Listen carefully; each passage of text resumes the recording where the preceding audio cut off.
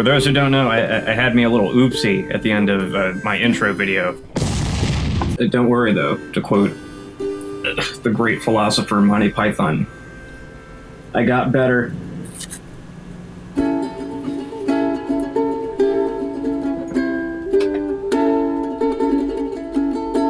So in today's ProNov, I'm going to give an overview of zines. Now, first and foremost, what is a zine? Basically, it is a homemade magazine. The format, as we understand it now, was pioneered by punk rock spaces from the 70s onward. It had a bit of a resurgence in the 90s with the riot girl scene and fanzine culture. And yet, even before that, one could argue that the independent underground newspapers of the labor movement, late 1800s, early 1900s, were the first iteration of what we could now call a zine. Other earlier examples, more in line with what I'm talking about here, are the sci-fi and fantasy fanzines that cropped up in the 30s, one of many pre-internet methods for nerds to discuss nerd things with other nerds, as well as more obscure trends for marginalized groups to make poetry and literary alternatives to the mainstream, which unfortunately, due to racism and sexism, were pretty under lock and key by the major corps. This thing right here was in part spearheaded by Langston Hughes to give members of his community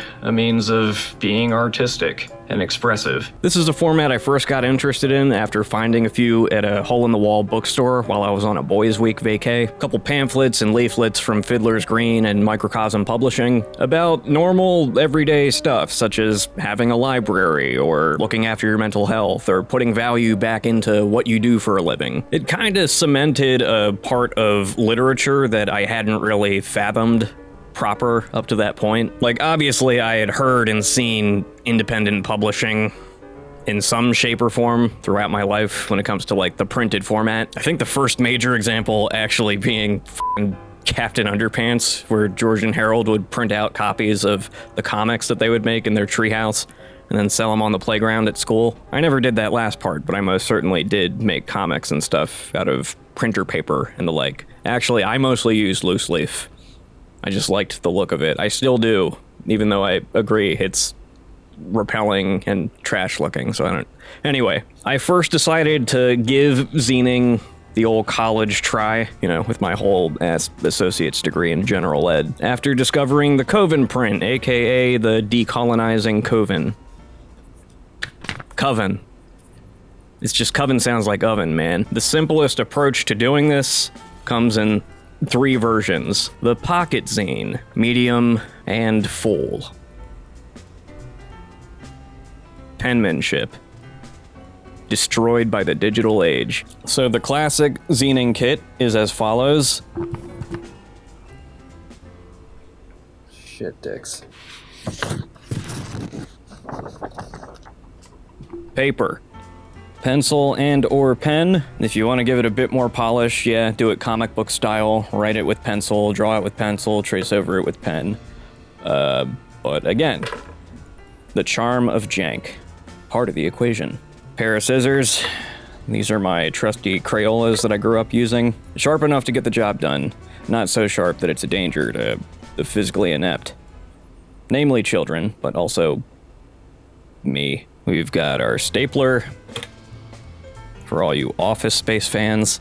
Burn the building down. And this heinous cursed doohickey right here is called a bone folder. You know, just getting those creases and wrinkles out of there. I happen to have one because my partner does leather work of the equine variety. Not like horse leather, that'd be f***ed. I mean, like the leather and the bridles and, you know, saddles go on the horse, and this makes stuff easier. Anyway, let's get into this. Ironically, the full is the easiest one to work with. All you gotta do is fold a few pieces of paper in half and then merge them together and staple them. Medium, you need skizzers. Just cut that joint in half and then staple them together after you fold them. Then you've got the pocket. The smallest, yet ironically the most complex one to fold. And by that same token, the most stimulating and satisfying to get good at. As you can see from my B-roll, I've gotten pretty fast at it. I would say 7 out of the 10 that I fold turn out as good as I'd like them to be.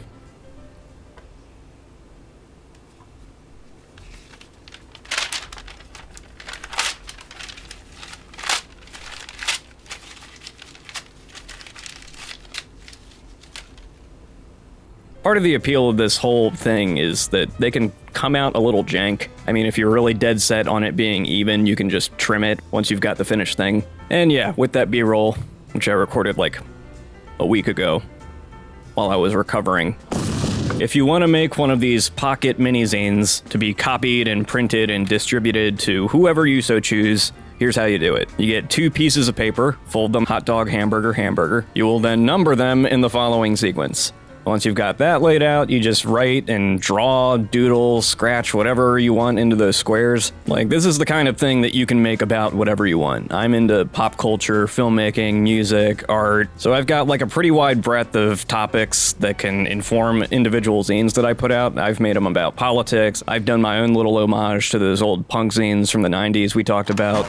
And yet, this here dummy zine that I'm making is just filled with stupid pictures, which is just as valid. Anyway, once you have those 2 sheets, you either take a picture with your phone, or if you're schmancy, scan it with an app that apparently is available. I've only ever taken pictures, or done this second option, which is to just scan it. While getting your image, make sure they're augmented in the same direction. This method that I'm doing involves printing it at short edge, then combine those 2 images into a single PDF. Quickest way for me is to open up Adobe Express, drag and drop them into the window, and save. You're inevitably going to have to mess with your own computer and printer settings just to make sure that it comes out correctly, but once again, you print it out at short edge. Once you're happy with your copies, just print out a few of them and get to folding. For the fold, you just recreate the method that you used to fold the 2 copies in the first place, this time with images on both sides, of course. Once you have your eighths refolded, you're going to fold it horizontally and cut from the spine that is made from the fold towards the meeting place of that last quadrant.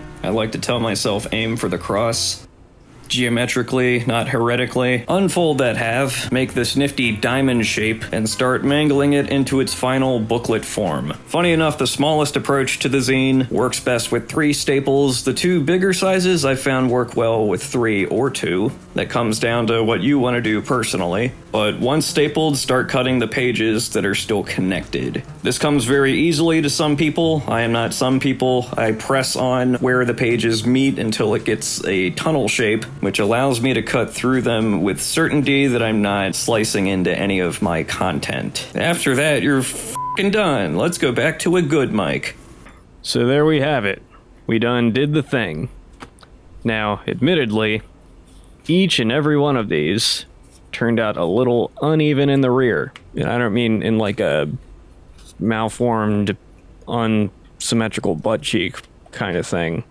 I mean that, well, I guess I am kind of saying that, but in like zine form. Each and every one of these have a bit of junk coming out of the side here, but it's not the end of the world because it's a little pamphlet with nonsense in it that I called the dummy zine, which is the community term for like a placeholder or something. And I'm oh so proud of myself for not making a single dummy thick joke this entire recording. Anyway, like I keep saying, jank is the spice of life. That's the first time I've said that. But throughout this little episode of mine, I have said that jank is charm. This is a DIY format. Do it yourself. The your in yourself meaning you, as unprofessional as you might be. That's the ethos of ProNov. And if that appeals to you, I hope y'all stick around. It's going to be a little while before I get another full, proper episode up, because I got to get back to that other gig. But, yeah, I hope you enjoyed. Subscribe if you want. Why don't you play us out, me?